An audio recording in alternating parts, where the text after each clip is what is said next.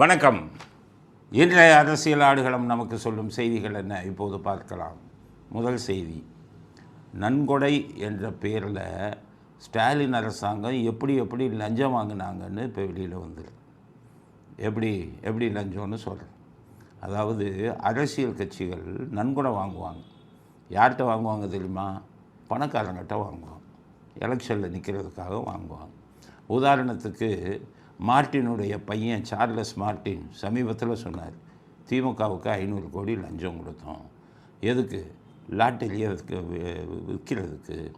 லாட்டரியை நீங்கள் கொண்டு வந்துடுங்க தமிழ்நாட்டில் அப்படின்னதுக்கு சரின்னு சொல்லி 500 கோடி வாங்கிட்டு அதுக்கப்புறம் உதயநிதி சொன்னாராம், நீயா கல்லல மார்க்கெட்டில் விற்றுக்க, நாங்கள் கண்டுக்கல அப்படின்னு சொன்னார். அந்த லஞ்சம் 500 கோடி யார்கிட்ட வாங்கினாங்க? அவங்க பெரிய கோடி சொல்கிறாங்க, மார்ட்டின் அங்கே வாங்கினாங்க. இப்போ பிஜேபியை எடுத்துக்கிட்டிங்கன்னா அம்பானிகிட்ட இது வாங்குவாங்க நன்கொடை எலெக்ஷன் டைமில், அதானிகிட்ட வாங்குவாங்க நன்கொடை எலெக்ஷன் டைமில். இதெல்லாம் எலெக்ஷனுக்கு செலவு பண்ணுவாங்க. ஸ்டாலின் மார்ட்டின்கிட்ட வாங்கினது மாதிரி ஆல்ஸ்டாம் அப்படிங்கிற கம்பெனிகிட்ட 2006 ஒரு துணை முதலமைச்சராக இருக்கும்போது 200 கோடி நன்கொடை அப்படின்னு வாங்கியிருக்காரு. எதுக்கு? இந்த மெட்ரோ ரயிலெல்லாம் அனுமதி கொடுக்கறதுக்கு பணத்தை வாங்கியிருக்காரு. இந்த மாதிரி பெரிய பெரிய பணக்காரவங்ககிட்ட தான் லஞ்சம் வாங்குவாங்க.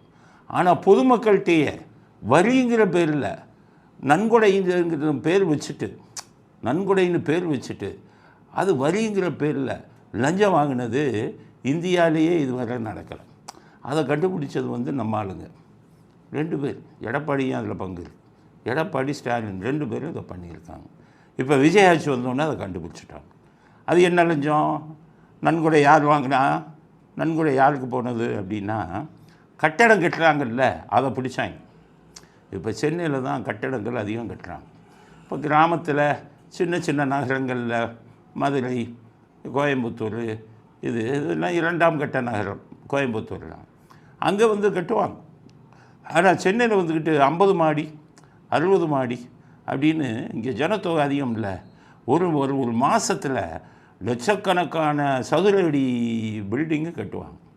அதனால் சேகர்பாபுவை தூக்கி ஸ்டாலின் போட்டோன்னே சேகர்பாபு எப்படின்னா, இந்த மாதிரி கட்டிடங்கள் கட்டுறதா இருந்தால் சிஎம்டிஏட்ட அனுமதி வாங்கணும். சிஎம்டிஏக்கு மந்திரியாக போட்டார் ஸ்டாலின் சேகர்பாபு புது என்ன ரூல் போட்டாங்கன்னா, எடப்பாடி காலத்திலேருந்து இதை பண்ணிக்கிட்டு இருக்காங்க. பார்ட்டி ஃபண்டு அப்படின்னே வாங்குகிறான்ப்பா கவர்மெண்ட்டில் அரசியல் கட்சிகளுக்கு நன்கொடைங்கிற பேர்லேயே இவ்வளோ நாளாக வசூல் பண்ணிக்கிட்டு இருந்திருக்காங்க. எவ்வளோ பெரிய மோசடி பாருங்கள். நம்ம வரி கட்டலாம். நம்ம இப்போ உங்களுக்கு இதில் ஜிஎஸ்டி வந்துருச்சு. மத்திய அரசாங்கத்துக்கு போகுது, மாநில அரசாங்கத்துக்கு போகுது. நம்ம பொருளை வாங்குகிறோம், ஜிஎஸ்டிங்கிற பேரில் வரி கட்டுறோம். அதுக்கு முன்னாடி எல்லாம் சேல்ஸ் டேக்ஸில் வரி கட்டினாங்க. இவன் இப்போ இன்கம் டேக்ஸ்னு மத்திய அரசாங்கத்துக்கு வரி கட்டுறான் பாவம். நம்ம தமிழ்நாட்டில் இந்தியா முழுவதும் இன்கம் டேக்ஸ். ஆனால் இங்கே பார்ட்டி ஃபண்டுன்னு ஒரு ஸ்கொயர் ஃபீட்டுக்கு 25 ரூபா எடப்பாடி தான் அதை அறிமுகப்படுத்தியிருக்கார். இப்போ நீங்கள் ஒரு பில்டிங் கட்டுறான்னு வைங்க, நீங்கள் ஒரு 1000 ஸ்கொயர் ஃபீட்டு கட்டுறீங்கன்னா 25,000 ரூபா பார்ட்டி ஃபண்டுக்கு இவன் அண்ணாதிமுகவுக்கு வாங்கிட்டு இருந்திருக்காரு இந்த எடப்பாடி. மக்கள் யாருக்குமே தெரியாது. கட்டடம் கட்டுறவங்க மட்டும் அதை கொடுத்துக்கிட்டே இருந்திருக்கான். 25,000 ரூபா பார்ப்போம். கட்டுறவன் அவன், சம்பாதிச்சவன் அவன். இவங்க அரசியல் கட்சிக்கு வாங்கியிருக்காங்க. ஸ்டாலின் வந்த உடனே இவரை போட்டு சேகர்பாபுவை போட்டு 27% எங்கள் கட்சி நன்கொடை பில்டிங் கட்டுறவன் ஓப்பனாக வெளிப்படையாக வாங்கிட்டு இருந்திருக்காங்க. இப்போ விஜய் வந்தோடனே அதை கண்டுபிடிச்சிருக்காங்க. அது என்னடா பார்ட்டி ஃபண்டு? பொதுமக்கள் எதுக்குடா அரசாங்கத்துக்கு தான் வரி கொடுக்கணும், உன் கட்சிக்கு வரி கொடுத்து நீ கொள்ளை அடிக்கிறதுக்கு கொடுக்கணுமான்னு சொல்லி நேற்று பார்ட்டி ஃபண்டை கேன்சல் பண்ணிட்டார். இதை கடைந்தெடுத்த அயோக்கியத்தனம் 2 பேரும் பண்ணியிருக்காங்க. இதில் சேகர்பாபு ஆயிரக்கணக்கான கோடி வருது பார்ட்டி ஃபண்டு. அதை பூரா ஸ்டாலினுக்கு கொடுத்துருக்காரு. Mega scam. பிடிச்சி உள்ளே போடணும். பணம் வாங்கினாலேயும் உள்ளே போடணும், பணத்தை வாங்கிக்கிட்டார்ல பங்கு பிடிச்சி உள்ளே போடணும். இது போக இப்போ இன்னொன்று கண்டுபிடிச்சிருக்கு. என்னென்னா, ஒரு சதுர அடி நீங்கள் கட்டுறீங்க, 1000 சதுர அடி, 2000 சதுர அடி. அதுக்கெல்லாம் முன்னாடி லஞ்சம் எப்படி தெரியுமா?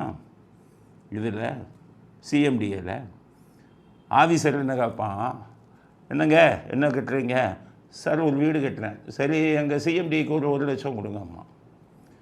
ஒருத்தர் 50 மாடி கட்டுறாருன்னு வச்சுக்கோங்க, நீங்கள் 50 மாடி கட்டுறீங்களா, எங்களுக்கு ஒரு 1 கோடி கொடுங்க அப்படின்னு கேட்பாங்க. அதுதான் லஞ்சம். இதுக்கு முன்னாடி இருந்த லஞ்சம். சேகர் பாபு வந்து அந்த லஞ்சத்தை எப்படி மாற்றிருக்காரு? ஒரு சதுர அடிக்கு இவ்வளவு லஞ்சம். ஒரு சதுர அடிக்கு 140 ரூபா 150 ரூபா வாங்கிட்டு இருந்திருக்காரு சேகர் பாபு. பல்லாயிரக்கணக்கான கோடி வந்திருக்கு அதில். பாவம் கட்டிடம் கட்டுறவன்ட்ட. இந்த லஞ்ச பணத்தை அரசு அதிகாரிகளுக்கு கொஞ்சம் கொடுத்துட்டு சேகர் பாபு ஒரு பங்கு எடுத்துட்டு மீதி பூரா ஸ்டாலினுக்கு போயிருக்குன்னு செய்தி வருது. ஆக கட்டுமான பணிகளில் இருக்கக்கூடிய சிஎம்டிஏலேயே இத்தனை 1000 கோடி லஞ்சம், நமக்கு 10 லட்சம் கோடி கடன். இவன் பூரா நம்ம தமிழ்நாட்டில் நம்ம இப்போ கட்டடம் கட்டுறவன்ட்டே இவ்வளோ லஞ்சம் வாங்கினானா இன்னும் பத்திரப்பதிவுத்துறை இருக்குது. அதை பற்றி சொன்னோன்னா தலையே சுற்றி போயிடும், இவங்க என்னென்ன லஞ்சம் வாங்கினாங்கன்னு. இதில் வேடிக்கை, இந்த சிஎம்டிஏல அவருடைய மருமகன் சபரீசன் G2 சொல்லி கட்டிடம் கட்டினார், நிலம்லாம் போட்டார். அந்த G2 மட்டும் பார்ட்டி ஃபண்டு கிடையாது, அதாவது உங்களுக்கு கட்சிகளுக்கு கொடுக்குற நன்கொடை கிடையாது. இந்த ஒரு சதுர அடிக்கு 140 150 வந்து அவங்க இதுக்கு கிடையாது G2. மற்ற நம்ம இழிச்சவாயன் சாதாரண ஆள் கடன் கட்டுறவன் அவ்வளோ பேரும் இவ்வளவு நாளாக நன்கொடைங்கிற பேர்லையும் ஒரு சதுர அடிக்கு இவ்வளவுன்னு லஞ்சத்தை சதுர அடி கணக்கில் வாங்கியிருக்காங்க. மிகப்பெரிய ஸ்கேம். இதை நீங்கள் பிடிச்சிங்கன்னா லட்சக்கணக்கான கோடி லஞ்சத்தை பிடிச்சிருக்கலாம். இதை வாங்கி 10 லட்சம் கோடி ஸ்டாலின் வீட்டுக்கு கொள்ளையடித்த பணத்திலேருந்து சேகர் பாபுவை உடனே கைது செய்யுங்க. இதில் லஞ்ச ஒழிப்புத்துறை உடனடியாக சேகர் பாபுவை கைது செஞ்சு யார் யாருக்கு எவ்வளோ பங்கு கொடுத்தாரு, அந்த பணத்தை பூரா எங்கே சொத்து வச்சுருக்காரு. பாரிஸ் கார்னர்லேயே சேகர் பாபுக்கு 2-3 கட்டடங்கள் இருக்குது, இப்போ வாங்கினது எல்லாத்தையும் பிடிச்சி இதை பூரா சொத்துக்களை பூரா பறிமுதல் பண்ணி சிஎம்டிஏல வாங்கின லஞ்சமே லட்சக்கணக்கான கோடி, அதை பிடிங்க. இதில் வேடிக்கை ஆதவர்ஜன் சொல்லியிருக்காரு, முதலமைச்சர் குடும்பம் லஞ்சம் பெற்றதாக புகார் வந்துள்ளது. என்ன புகார்? புகார் என்ன வந்து ஆதாரமே இருக்காது, அப்புறம் என்ன புகார்? நான் சொல்கிறேன் உங்களுக்கு.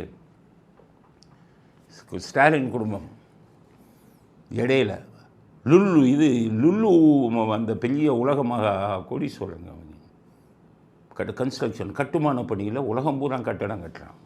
குடும்பத்தோடு போனார் இங்கேருந்து துபாய்க்கு. நம்ம தமிழ்நாட்டுக்கு முதலீடு பண்ண போகிறோம்.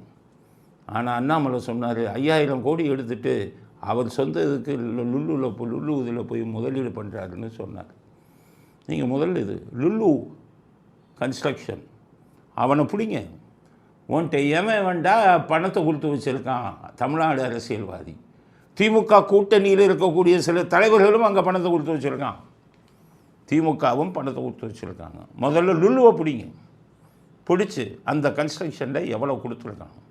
இங்கே இருக்கிற மிக முக்கியமான கன்ஸ்ட்ரக்ஷன் கம்பெனி திமுகவில் இப்போ அதிமுகவில் துணை முதலமைச்சராக இருந்துட்டு திமுகவுக்கு போனார்ல OPS, அவரே ஒரு கன்ஸ்ட்ரக்ஷன் கம்பெனியில் பணத்தை கொடுத்துட்டு அவன் மொங்காம் போட்டு முடியாதுன்னு சொல்லிட்டு மாட்டிக்கிட்டு முழிக்கிறாருன்னெல்லாம் செய்தி வந்தது. அரசியல்வாதி பூரா வெளிநாட்டில் கம்பெனி ஆரம்பிக்கிறான், இல்லைன்னா அந்த கட்டுமான பணியில் போய் பணத்தை முதலீடு செய்கிறான். அதனால் ஸ்டாலின் மேலே வந்து இப்போ தான் புகார் வந்திருக்குன்னு சொன்னீங்கன்னா நான் இவ்வளோ ஆதாரம் சொல்கிறேன்ல. துபாய்க்கு போங்க, துபாய் கம்பெனி லிஸ்ட்டு எடுங்க, இல்லைன்னா நான் எடுத்து கொடுக்குறேன். நோபல் ஸ்டீல் பிரைவேட் லிமிட்டெடுங்கிற கம்பெனி எடுங்க. அதில் உதயநிதி வந்து ஒன் ஆஃப் த இயக்குனர். நம்ம திருச்சி மகேஷ், அன்பில் மகேஷும் அதில் இயக்குனர். இது மிகப்பெரிய கம்பெனி, ஆயிரக்கணக்கான கோடி நம்ம கொள்ளையடித்த பணத்தை அதில் போய் முதலீடு பண்ணி பிஸ்னஸ் பண்ணிக்கிட்டு இருக்காங்க. அந்த இதுக்கு தான் நோபல் ஸ்டீல் பிரைவேட் லிமிட்டெடுக்கு தான் நம்ம தமிழ்நாடு அரசாங்கத்திலேருந்து 1000 கோடிக்கு ஆர்டர் கொடுத்துருக்காங்க. ஆதாரங்களுடன் இருக்குது. சொன்னவர் அண்ணாமலைக்கு கொடுத்தது வந்து ED. எங்கள் அண்ணாமலை மேலே கோபமே, அவர் எல்லாத்தையும் சொல்லிட்டு ஓடிட்டார். ஒரு நடவடிக்கை எடுக்கலை. ED தான் கொடுத்தான். ED எதுக்காக கொடுத்தான் தெரியுமா? அமித்ஷா தான் சொன்னார், இதை வந்து அண்ணாமலைகிட்ட சொல்லு கிளப்பி விடுங்க, நம்ம ஆதாரத்தை எடுப்போம், நம்ம வந்து ஆளை பிடிப்போம், ஆதாரம் இவ்வளவு இருக்குதுன்னு சொன்னார்.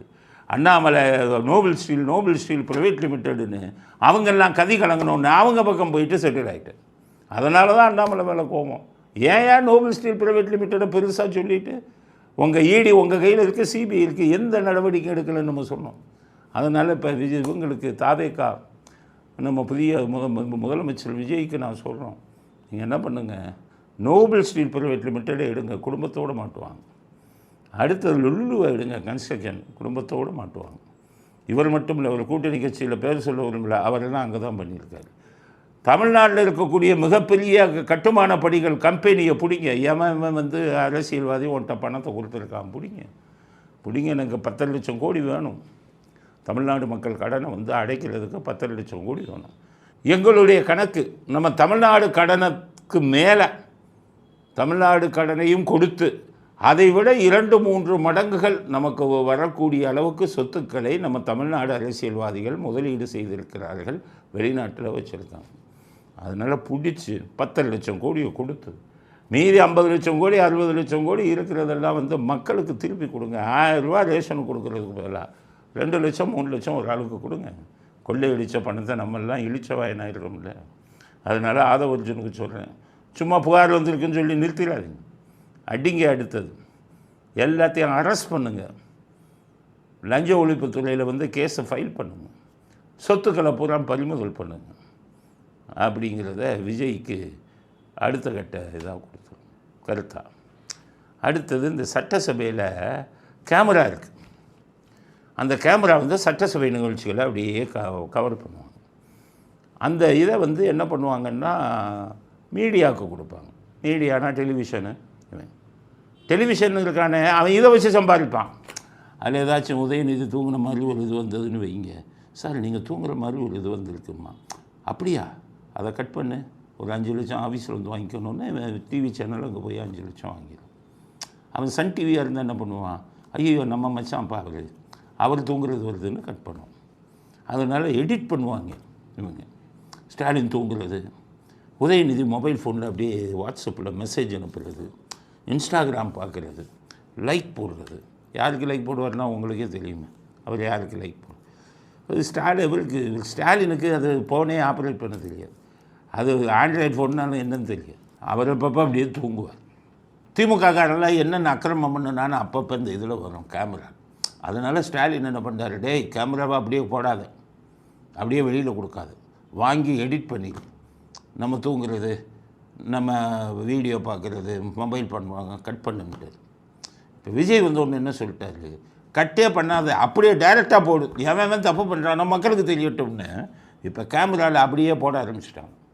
அதனால் உதயநிதி இப்போ வீட்லேயே ஃபோனை வச்சுட்டு வந்துடுறாங்க. இது எதுக்குடா வம்பு. தூங்குறது மட்டும் அவரால் அடக்க முடியலை, ஏன்னா அவரால் தூங்காமல் இருக்க முடியாது. அதனால் என்ன பண்ணுறாரு, தூக்கத்தை கட்டுப்படுத்தணுமே இப்போ எல்லாம் முழிச்சுக்கிட்டே இருக்காங்க. அதனால் விஜய்க்கு வந்து ரொம்ப நன்றி சொல்கிறோம். இந்த பயிலுக என்னென்ன பண்ணானோ அதை பூரா கேமராவில் காமிங்க. குறிப்பாக அந்த திமுக சைடு இருக்கிற 59 பேரை காமிங்க. நிறைய வண்டவாளம் வரும், எல்லாருக்கும் பயம் வரும். ஐயோ நம்ம இங்கே ஏதாச்சும் பண்ணால் தமிழ்நாடு பூரா பார்த்துருவாங்க. அப்படி இது நல்ல ஒரு முடிவு. எடிட்டிங் பண்ணாமல் சட்டசபை நிகழ்ச்சி கேமராவில் பதிவாகிறத மக்களுக்கு காட்டுவது மிக அருமையான விஷயம் அப்படிங்கிறத அடுத்த கட்ட கருத்து. அடுத்தது விஜய் பற்றி இன்னொரு செய்தி வந்துருக்கு. என்னென்னா, சாப்பாடு கையிலே எடுத்துகிட்டு வந்துடுறாரு. 9:55 காலையில் 9:55க்கு ஆஃபீஸ்க்கு வந்துடுறாரு. அங்கேயே வேலை பார்த்துட்டு மதிய நேரம் பக்கத்தில் இருக்கிற சின்ன அறையில் போய் சாப்பிட்டுட்டு உடனே மறுபடியும் வேலை ஆரம்பித்து 4 மணி வரை வேலை பார்த்துட்டு அதுக்கப்புறம் கிளம்பிடுறாரு. ஏன்னா முதலமைச்சர்களுக்கு சம்பளம் உண்டு, 2 லட்சம் வரை சம்பளம் உண்டு. அந்த 2 லட்சம் சம்பளம் எதுக்கு அரசாங்கம் மக்கள் வரி பணத்திலிருந்து கொடுக்குறாங்க? உங்கள் கடமையை செய்யும், வேலையை செய்யும். டிஷர்ட்டு போட்டுட்டு வீட்டில் தூங்கிட்டு இருக்கக்கூடாது. அதுக்கு சம்பளம் கொடுக்கல, சம்பளம் வாங்குறீங்க இல்லை, இதுக்காகத்தான் சாப்பாடு கொண்டு வந்துடுறேன். 9:55க்கு வந்துடுறேன். மற்ற முதலமைச்சர்கள்லாம் எப்படி இருந்தாங்க அப்படிங்கிறத நான் சொல்கிறேன். காமராஜர், ராஜாஜி அவங்க இருந்ததெல்லாம் எனக்கு தெரியாது, வயசு சின்ன வயசு. எம்ஜிஆர் தான் நான் கண்ணால் பார்த்துருக்கேன். நான் காவல்துறையில் பணி செய்ய போது டிஜிபி ஆஃபீஸில் வெளியே தான் முதலமைச்சர் கார் வரணும். முதலமைச்சர் எம்ஜிஆர் கார் வராருன்னா 10:05ன்னு இருக்கும். கரெக்டாக அம்பாசடர் காரில் 10:05க்கு டிஜிபி ஆஃபீஸாக கிடப்பார். அப்போல்லாம் 10:30 மணி ஆஃபீஸ், அதுக்கப்புறம் தான் 10 ஆச்சு. 10:30 கரெக்டாக போவார். முதலமைச்சர் போகிறாருன்னா சொல்லிடுவாங்க, எம்ஜிஆர் கார் போகுதுப்பா 10 மணிப்பா அப்படிம்பாங்க. கரெக்டாக போவார், முடிச்சுட்டு இதுக்கு போயிடுவார். ஜெயலலிதா அவர்கள் எப்படின்னா வீட்டையே ஆஃபீஸ் ஆக்கினாங்க. அவங்க வீட்டில் ஆஃபீஸ் வந்து நைட்டு 2 மணி வரை வேலை பார்த்துக்கிட்டு இருப்பாங்க. அதுக்கப்புறம் தான் ஒரு 3 மணி நேரம் தான் தூங்குவாங்க. 1 மணிக்கு போனாங்கன்னா 4 மணிக்கு எழுந்திரிச்சிடுவாங்க. அவங்க வந்து இப்போ கடமையை வந்து கரெக்டாக செய்வாங்க. அதுக்கப்புறம் கருணாநிதி எப்படி பண்ணார் அப்படின்னு பார்க்கணும்ல. விஜய் சாப்பாடு கொண்டு வர்றாரு, கருணாநிதி எப்படி பண்ணார். கருணாநிதி சட்டசபைக்கு போவார், அப்படி காலையில் போவார். அப்படி போயிட்டு உள்ளே போனதுக்கப்புறம் அப்படி அதிகாரிகளை பார்ப்பார், ஏதோ கையெழுத்து போடுறேன் அப்படி பார்ப்பார். கரெக்டாக 1 மணி ஆன உடனே 2வது அவங்க வீட்டுக்கு தான் கிளம்புவார். சிஐடி காலனி, அங்கே ஏற்கனவே சொல்லியிருந்தேன், அங்கே ஒரு நாய் வளர்த்தாங்க. இவருக்கு கிளம்பும்போது அந்த நாய் அங்கே குதிக்கும். 4-5 கிலோமீட்டர் தாண்டி அந்த வீட்டில் குதிக்கும். உடனே ராஜாத்தி அம்மாள் சொல்லுவாங்க, அம்மா அவர் வராருமா, நாய் குதிக்குது, சாப்பாடை சீக்கிரம் ரெடி பண்ணுங்க. கரெக்டாக 1 மணி, அந்த 1:30 மணிக்கு அப்படி கிளம்பி போயிடுவோம். கிளம்பி போனால் அங்கே போய் நாய்கிட்ட ஒரு 10 நிமிஷம் தடவி கொடுத்து நாயோட பேச்சுவார்த்தைலாம் நடத்திட்டு அதுக்கப்புறம் உள்ளே போய் சாப்பிட்டுட்டு அங்கேயே ரெஸ்ட் எடுத்துட்டு அப்புறம் கோபாலபுரம் போயிடுவோம். இதுதான் அவர். ரொம்ப முக்கியமான அலுவலர் இருந்தால் சட்டசபைக்கு தலையை காட்டுவார். இந்த மாதிரி சாப்பாடை கொண்டு போய் அங்கேயே சாப்பிட்டுட்டு தன்னுடைய கடமையை நிறைவேற்றினது கருணாநிதி. ஸ்டாலின் அவர் ஜாலி தான். அவர் எப்போச்சும் நினைக்கும் போது சட்டசபை போவார், அதுக்கப்புறம் வந்துடுவார். வாக்கிங்லேயே அவருக்கு 2 மணி நேரம் போயிடும். மேக்கப்பில் ஒரு 1.5-2 மணி நேரம் போயிடும். எங்கே போய் நீங்கள் ஆஃபீஸுக்கு போய் கரெக்ட் டைமுக்கு போகிறது. அதனால் அவரும் அப்பப்போ போயிட்டு சாப்பாடெலாம் அவர் கொண்டு போவார். அதனால் அவர் செய்த கடமை எப்படி. உதயநிதி கடமை தான் ரொம்ப மோசம். அவர் என்ன பண்ணுவாருன்னு கேட்டிங்கன்னா, எந்திரிக்கிறதே 1 மணி 2 மணி, ஆனால் தூங்குறது 2 மணி, நைட்டு 3 மணி. ஃபுல்லாக இன்ஸ்டாகிராமு அனுப்பி லைக்ஸ் எல்லாம் அனுப்பிட்டு, வாட்ஸ்அப்பில் மெசேஜ் எல்லாம் முக்கியமானவங்களுக்கெல்லாம் அனுப்பிட்டு அவங்ககிட்ட எல்லாம் 2 மணி வரை பேசிக்கிட்டு இருப்பார். அப்புறம் தூங்குவார் 12-1 மணி. இது எப்படி கண்டுபிடிச்சோம்னா, சென்னையில் வெள்ளம் கரபுரண்டு ஓடுது. ஒரு 11 மணி இருக்கும் காலையில். ஸ்டாலின் ஃபோன் பண்ணுறாரு உதயநிதி. அவரே சொல்கிறார், அப்பா ஃபோன் பண்ணார், ஒரு 10-11 மணி இருக்கும், நான் தூங்கி கிடக்கேன். அப்போ என்னடா இதில் எல்லாம் வெள்ளம் வந்துருச்சாலும் பார்த்தையா அப்படின்னு கேட்டார். அதுக்கு நான் வந்து வெள்ளமா, மழை பெஞ்சதா அப்படின்னு வெளியில் பார்க்குறேன், மழை பெஞ்சிக்கிட்டு இருக்குது. அதுக்கப்புறம் இல்லைப்பா நான் இங்கெல்லாம் பண்ணிட்டோம்ப்பா அப்படின்னு சொல்லி சமாளித்தேன். அப்போ தான் தெரிஞ்சது எல்லாருக்குமே ஒரு 1 மணிக்கு தான் எந்திரிக்கிறார், 2 மணிக்கு. அப்போ விஜய் மாதிரி சாப்பாடு எல்லாம் கொண்டு போகிறவாங்களா, ஸோ அவங்க இந்த கூத்து பண்ணாங்க. அதனால் விஜய் கடமையை ஆற்றுவதற்கு எங்களது பாராட்டுக்கள். கரெக்டாக நீங்கள் உங்கள் கடமையை செய்கிறீங்க. நீங்கள் வந்துக்கிட்டு நீங்களும் ஒரு அரசு ஊழியர், முதலமைச்சராக இருந்தாலும் அவரும் ஒரு அரசு ஊழியர். அவர் வாங்கக்கூடிய சம்பளம் மக்களுடைய வரிப்பணம். நாங்கள்லாம் வேலை பார்க்கும்போது பயப்படும், எப்பா சம்பளத்தை வாங்குகிறவங்க கரெக்டாக பண்ணணும், இல்லைன்னா பாவம் கரிசு வந்து சேரும். அரசாங்க பணம்னா அப்படி வைப்போம், பார்ப்போம். அதனால் முதலமைச்சர் வந்து அரசாங்க பணத்தை மக்கள் வரி பணத்தில் நம்ம சம்பளம் வாங்குகிறோம், நம்ம கடமையை சரியாக செய்யணும்னு சொல்லி இந்த அளவுக்கு அவர் பணி செய்கிறது வந்து பாராட்டுக்குரியது அப்படிங்கிறது அடுத்த கட்ட கருத்து. அடுத்தது, ஸ்டாலின் வந்து திருச்சி கிழக்கில் நிற்கணுமா, அந்த திமுகவை சேர்ந்தவங்கெல்லாம் தீர்மானம் போட்டிருக்காங்க. அவன் எங்கே தீர்மானம் போட்டான், இவங்க தான் சொல்லுவாங்க, டே இந்த மாதிரி தீர்மானம் போடுங்க. எவனுமே திமுக இல்லைன்னா அவனாக போட மாட்டான். கருணாநிதி கூப்பிட்டு சொல்லுவார், ஏய் தீர்மானம் போட்டேன்னு சொல்லு. ஐயா தீர்மானமே போடல, எனக்கு தெரியண்டா தீர்மானம் போட்டோம்னு சொல்லி எவன் வந்து எடுத்து பார்க்க போகிறான், தீர்மானம் உன்னுடைய புஸ்தகம் இதெல்லாம் எடுத்து பார்ப்பேன் நான் ரெக்கார்டை அப்படின்னு சொல்லுவோம் பாரு. அதனால் இவங்க சொல்லுவாங்க. அது மாதிரி இப்போ ஸ்டாலின் அப்ளிகேஷன் போடுறார், எப்படியாச்சும் மறுபடியும் இதுக்கு போகலாமா சட்டசபைக்கு, திருச்சி கிழக்கில் போய் நிற்கலாமா அப்படி. முதலே சொன்னேன் நான், ஸ்டாலின் தெரியாமல் வந்து மாட்டிட்டேங்கள குளத்தூரில். நீங்கள் என்னுடைய பழைய வீடியோவில் பாருங்கள், குளத்தூரில் ஸ்டாலின் தோற்பாருன்னு ஆரம்ப கட்டத்திலே சொல்லிட்டேன். நிறைய பேர் என்கிட்ட கேட்டேன், என்ன சார் இப்படி சொல்கிறீங்க, தமிழ்நாடே சொல்லுது, எனக்கு கணக்கு இருக்குப்பா காலின்னு கணக்கு. இப்போ திருச்சி கிழக்கு காடி போடுறாரு. அவருக்கு எப்படின்னா, இவர் இந்திரா காந்தின்னு நினப்பு. இந்திரா காந்தி 1976 நெருக்கடி நிலையை கொண்டு வந்தார். நெருக்கடி நிலையை கொண்டு வந்தோடனே ஜனங்கள்லாம் குதிச்சு போனாங்க. தைரியமாக எலெக்ஷனில் நின்னார். உத்தரப்பிரதேசம் ரேபரேலிங்கிற தொகுதி அங்கே நின்னார். எப்போது அங்கே தான் நிற்பார், நம்பிக்கையோடு நின்னார். ஆனால் சாதாரண ஆள்கிட்ட போய் படுதோல்வி அடைஞ்ச உடனே இந்திரா காந்தி என்ன பண்ணார், இந்திரா காந்தி அப்புறம் கைது பண்ணாங்க, இதெல்லாம் பண்ணாங்க. ஆனால் அந்த ஜனதான கட்சியை ஆரம்பித்தவன் பூரா குழப்பினான். ஜனங்களுக்கு திரும்பி இந்திரா காந்திக்கு செல்வாக்கு ஏறி போச்சு. அப்போ இந்திரா காந்தி என்ன நினச்சாங்க, திருப்பி நம்ம எலெக்ஷனில் நின்று ஜெயிப்போம் அப்படின்னு. இங்கே தமிழ்நாட்டில் தஞ்சாவூரில் நிற்கணும்னு பார்த்தாரு. அது வேறு கதை, அது முடியலை, எம்ஜிஆர் ஒத்துக்கலை. அதனால் சிக்மகளூர் அப்படின்னு கர்நாடகாவில் போய் நின்னார் இந்திரா காந்தி. ரேபரேலியில் 1976 தோற்ற இந்திரா காந்தி ஒரு வருடத்திலேயே கர்நாடகாவில் சிக்மகளூருங்கிற தொகுதியில் நின்று ஜெயித்தார். ஸ்டாலினுக்கு இந்திரா காந்தி மாதிரி நம்ம பண்ணிடலாம். இந்திரா காந்தி கதை வேறு. அவங்களுக்கு தோற்றதுக்கப்புறம் செல்வாக்கு கூடிச்சு. உங்களுக்கு தோற்றதுக்கப்புறம் இருக்கிற செல்வாக்கும் போய்கிட்டு இருக்கு. இப்போ தான் கதையாக வெளியில் வருது.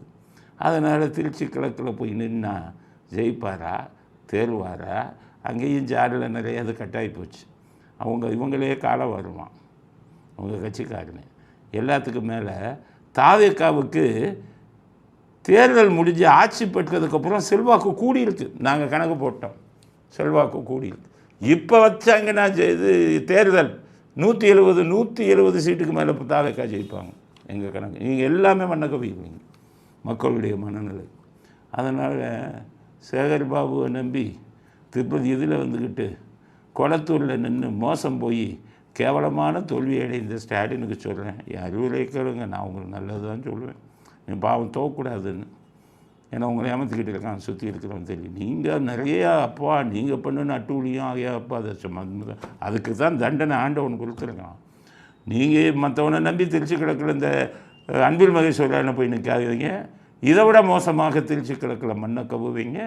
அப்புறம் சரித்திரத்திலேயே உங்கள் பேர் நிரந்தரமாக இதாக நிலைத்து நிற்கும். 2 தொகுதியில் தொடர்ச்சியாக தோல்வி அடைந்தவர்னு வரும். அதனால் திருச்சி கிழக்க நம்பாதீங்க. 4-5 வருஷத்துக்கு ரெஸ்ட் எடுங்க. உதயநிதியை அந்த ஒருத்தன் எழுதி கொடுத்துக்கிட்டு இருக்கான்ல, அவன்கிட்டயே எழுதி வாங்கி உளறிக்கிட்டே இருக்க சொல்லணும். அங்கே நாங்கள் பதில் சொல்லிக்கிட்டே இருக்கோம். எங்களுக்கு ரொம்ப இந்த ஜாலியாக இருக்கும். உதயநிதி பேப்பரில் பார்த்து படிக்கிறது எங்களுக்கு ரொம்ப இன்ட்ரெஸ்டிங்காக இருக்கும். நாங்கள் நிறையா கதை சொல்லலாம்ல, அவரை பற்றியும் உங்களை பற்றியும் உங்கள் அப்பாவை பற்றியும். அதனால் திருச்சி கிழக்கை மறந்து விடுங்கள் ஸ்டாலின், உங்கள் நன்மைக்காக சொன்னேன். என்கிட்ட இருக்கிற கணக்கு தோற்றுடுவீங்க அப்படிங்கிறது அடுத்த கட்ட கருத்து. டேவிட்சன் ஆசீர்வாதம் ஏடிஜிபியாக இருந்தவர், ஸ்டாலினின் வலது கையாக இருந்தவர், கரூரில் வந்துக்கிட்டு அந்த இதுக்கெல்லாம் பிரச்சனைக்கு அத்தனைக்கும் காரணமானவர், எல்லாம் தெரியும். அவருக்கு நல்ல போஸ்ட்டை வாங்கணுங்கிறதுக்காக பாதிரியாரெல்லாம் கூட்டிகிட்டு விஜய் எல்லாம் போய் பார்த்தாருன்னு சமீபத்தில் செய்தி வந்தது. அப்போ நாங்கள் சொன்னோம், இவங்கெல்லாம் பதவியை தப்பாக பயன்படுத்தினவங்க. டேவிட்சன் ஆசீர்வாதம் வச்சு கொஞ்சம் பரவாயில்ல, ஆளுங்கட்சிக்கு ஜாலியாச்சு. இந்த இன்னொருத்தர் கமிஷனராக இருந்தார் அருண், அவர் நாட்டு கூட்டம் தான் அதிகம். நாங்கள் டேவிட்சன் ஆசீர்வாதத்துக்கே சொன்னோம், இவங்களெல்லாம் நான் போலீஸில் போடுங்கன்னு சொன்னோம். நான் போலீஸ்னால் காவல்துறைக்கு சம்மந்தம் இல்லாத பதவி. ஏன்னா காவல்துறையில் யார் தப்பாக அதிகாரத்தை உபயோகப்படுத்துகிறாங்களோ காவல்துறையிலே விடக்கூடாது. ஜெயலலிதா அப்படி தான் டெப்புட்டி செக்ரட்டரி, ஜாயின்ட் செக்ரட்டரின்னு தலைமைச் செயலகத்தில் போடுவாங்க. ஐபிஎஸ்ஸை என்ன சொல்லுவாங்க தெரியுமா, இதெல்லாம் போலீஸுக்கே தகுதி இல்லாத ஆள், இவங்க கையில் அதிகாரம் கொடுக்கக்கூடாதுன்னு சொல்லுவார். அதனால் நாங்கள் சொன்னோம் போலீஸ் அல்லாத பதவின்னு. கரெக்டாக ஆவின் பாலில் போட்டார் விஜய். அவர் டேவிட்சன் ஆசீர்வாதம் அவர் நான் பார்த்தது கூட இல்லை. அவர் தனிப்பட்ட முறையில் நல்ல மனிதர்னு கேள்விப்பட்டார். ஆனால் ஜால்ரா அடித்து ரொம்ப பேரை கெடுத்துக்கிட்டார். அருண் அளவுக்கு மோசமாக போகலைனாலும் நிறைய விஷயம் பண்ணிட்டார். அதற்கான தண்டனை என்னுடைய கைதுக்கு அவரும் ஒரு காரணம். எல்லாம் கூட்டணி சேர்ந்து தானே பண்ணாங்க. என் கைது ஒரு 10 பேர். இங்கே செக்ரட்டரியில் இருக்கிற ஐஏஎஸ் அதிகாரி, பெண் அதிகாரியே சொல்லியிருக்காங்க, என்னை பற்றி அசிங்கமாக போட்டார். அசிங்கமாக ஒன்றும் போடல. அது இது கரூர் விஷயத்தில் இந்த அம்மா இன்னும் திமுகவின் மாவட்ட செயலாளர் போல செயல்படுகிறாருன்னு அது ஒரு 25 லட்சம் வியூஸ் போயிடுச்சு. வியூஸ் அதிகம் போனால் ஆபத்து. அதனால தான் இவங்க எல்லாம் குரூப்பாக சேர்ந்து தான் பண்ணாங்க. அதில் டேவிட்சன் ஆசீர்வாதத்துக்கும் பங்கு உண்டு.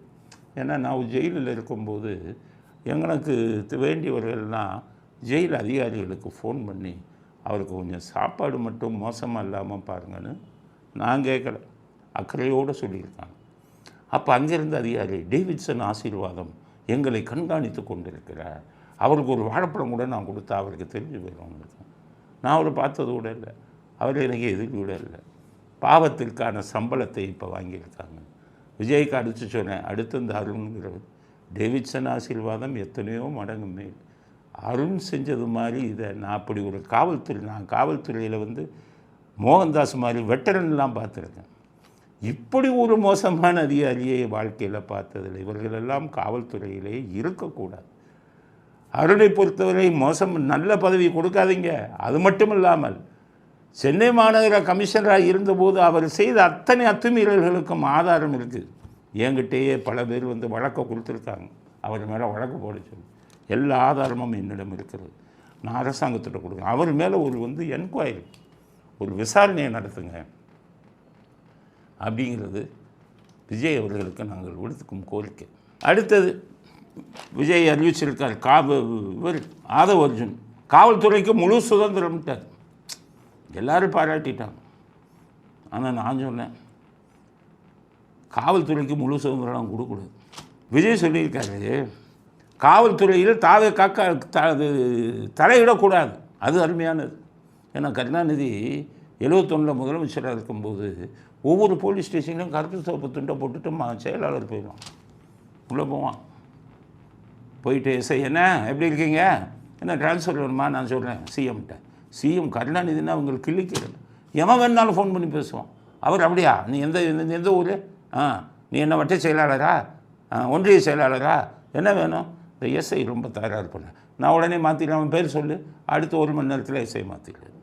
காவல்துறையில் இந்த கருப்பு சிவப்பு துண்டு போட்டவன் பண்ணின அட்டூழியம் 71லேருந்து 76.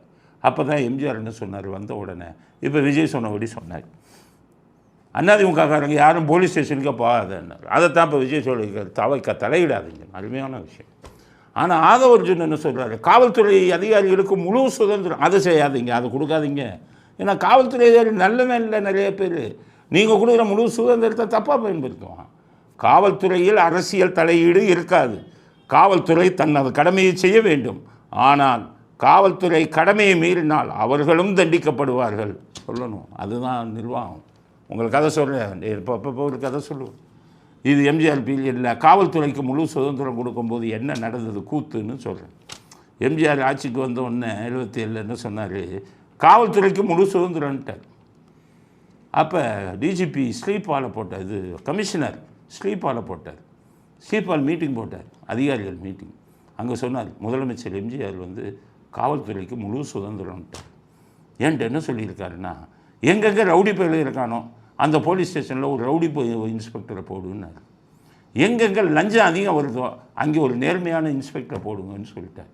அப்படின்ட்டு சென்னையில் கோடம்பாக்கம்னா ஒரு போலீஸ் ஸ்டேஷன், வடபழனின்னு இப்போ இருக்குது. அப்போ கோடம்பாக்கம் வடபழனி எல்லாம் ஒன்று. அங்கே சாராயம் நிறையா காய்ச்சுவாங்க, ரவுடிசம் எல்லாம் நிறையா இருந்தது. அப்போ ஸ்ரீபால் என்ன பண்ணார், ரவுடிசம் நிறையா இருக்கா, கொஞ்சம் முரட்டுத்தனமாக இருக்கிற இன்ஸ்பெக்டரை போடியான்னு போட்டேன் முதல்.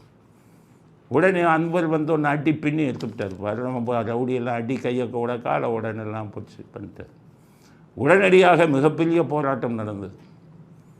அப்போ அதிமுக ஏதோ ஏற்கனவே ஒரு பேட்டியில் சொல்லியிருக்கேன், இருந்தாலும் இளைஞர்களுக்காக சொல்கிறேன். உடனே மிகப்பெரிய போராட்டம். அதிமுக தொண்டர்கள் தலைவர்கள்லாம் கொடியை தூக்கிட்டாங்க. இன்ஸ்பெக்டரை அவர் பேரை மாற்றி சொல்கிறேன், அவர் இன்னொரு இது தாமரக்கனி அவர் பேர், அவர் வேறு ஒரு கனி இருந்தாலும் தாமரக்கனின்னு வச்சுக்கோங்க, நாம் அது பண்ண அவர் பேரும் கனியில் தான் முடியும். அப்போ தாமரைக்கனியை மாற்று எம்ஜிஆருக்கு டிவி நியூஸ் போச்சு. அப்போல்லாம் டிவி பெருசாக இல்லை. எம்ஜிஆர் பார்த்தாரு, என்னடா தாமரக்கனியை மாற்று, தாமரக்கனி யார் தாமரக்கனி சார், கோடம்பாக்கம் பிஏ சொன்னாங்க, கோடம்பாக்கம் இன்ஸ்பெக்டர் ரவுடிகளை எல்லாம் அடித்து துரத்துகிறார். நம்ம அதிமுகவில் சேர்ந்தவங்கெல்லாம் சில பேர் அவரை எதிர்த்து போகிறாரா, லிஸ்டேடு அதிமுககாரன் லிஸ்ட்டு எல்லாத்தையும் கட்சி விட்டு நீக்கிட்டார். எல்லாம் ஐயா தலைவரே என்ன கட்சி விட்டு நீக்கிட்டீங்க, இங்கே பாருங்கள் என் கையை கருப்பு இது அதிமுக கூடிய பச்சை குத்திருக்கேன்னா போனவெல்லாம். எம்ஜிஆர் அப்போ சொல்லியிருந்தார், அதிமுக என் தொண்டர்கள்லாம் அதிமுக கொடியை அந்த அண்ணா நடுவில் இருந்திருக்காருல அந்த கொடியை பச்சை குத்தினான்னாரு. எல்லா அதிமுக காரனும் பச்சை குத்திட்டான். போய் காமிச்சான், நான் பாருங்கன்னு. அவர் சொன்னார், நீ கரெக்டு, நீ அதிமுக காரனா, நம்ம ஆட்சிக்கு கெட்ட பேர் வரக்கூடாதுன்னு தானே அவர் ரவுடிசத்தை ஒழிக்கிறார். நீங்கள் அவரை மாற்றினா நம்ம ஆட்சிக்கு கெட்ட பேர் வராதா, அதனால் கொஞ்ச நாளைக்கு வெளியில் இரு, அப்புறம் கட்சியில் சேர்த்துக்கிறேன்னு அவ்வளவு சுதந்திரம் கொடுத்தார் காவல்துறைக்கு. தமிழ்நாடே பாராட்டுச்சு. அந்த இன்ஸ்பெக்டர் என்ன பண்ணார் தெரியுமா, அதற்கு பிறகு அப்போ செய்தி ஒரு இவரை பிடிக்கிறார். அவர் சாதாரண ரவுடி, பெரிய ரவுடி இல்லை. பிடிச்சி அடிக்கிறார். அப்போ அவர் கையில் அதிமுக கொடி இருக்குது. அப்படி பார்க்குறார். அப்போ எம்ஜிஆர் இதயக்கனின்னு ஒரு படத்தில் நடிச்சிருந்தார். அப்போ ரொம்ப ஃபேமஸ் இதயக்கனி, எம்ஜிஆர் இதயக்கனி.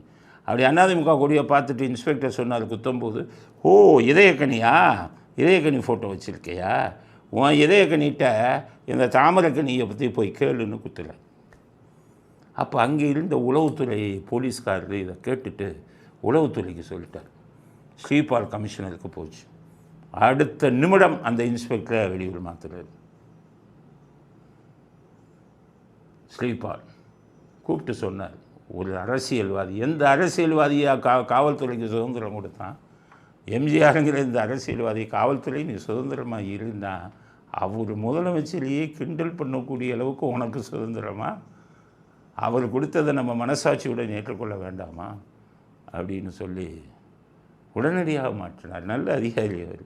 ஆனால் சுதந்திரம்னு ஃபுல்லாக கொடுத்துட்டீங்கன்னு வைங்க, அவங்கள கண்ட்ரோல் பண்ண முடியாது. நிறைய தப்பை பண்ணுவாங்க. அதுக்கு நம்மளே வழி கொடுக்கக்கூடாது. இவங்க ஜெயலலிதாலாம் மிக நெருக்கமாக இருந்தார் ஒரு காவல்துறை அதிகாரி, ஐபிஎஸ் அதிகாரி. ஒரு முக்கியமான வழக்கில் அவர் ஒருத்தருக்கு சாதகமாக பணத்தை வாங்கிட்டு பண்ணார். அடுத்த நாள் தூக்குனாங்க. அப்போ காவல்துறைக்கு முழு சுதந்திரம் கொடுக்கக்கூடாது. அவர்களும் மனிதர்கள். அவர்கள் கையில் பதவியும் அதிகாரமும் இருக்கிறது.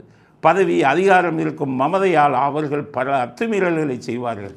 இன்ஸ்பெக்டர் இங்கே கமிஷனராக இருந்த அருண் செஞ்ச அது அத்துமீறல்லாம் சொன்னா கொலை அவன் செத்துருப்பான். ஆளையை கொலை பண்ணுற அளவுக்கெல்லாம் பண்ணாங்க. இப்படியெல்லாம் அது காரணம் என்ன? ஸ்டாலினுக்கு ஒன்றும் தெரியாதுங்கிற இதை வச்சுக்கிட்டு அவங்களுடைய தன்னுக்கு இருக்கக்கூடிய அதிகாரத்தை அத்துமீறினாங்க. அப்படிப்பட்ட அத்துமீறல்களை பண்ணுவதற்கு காவல்துறையிலே நிறைய மோசமான அதிகாரிகள் இருக்கிறார்கள். விஜய் அவர்கள் காவல்துறையிலே அரசியல் தலையீடு கிடையாதுங்கிறத உறுதியாக சொல்லணும்.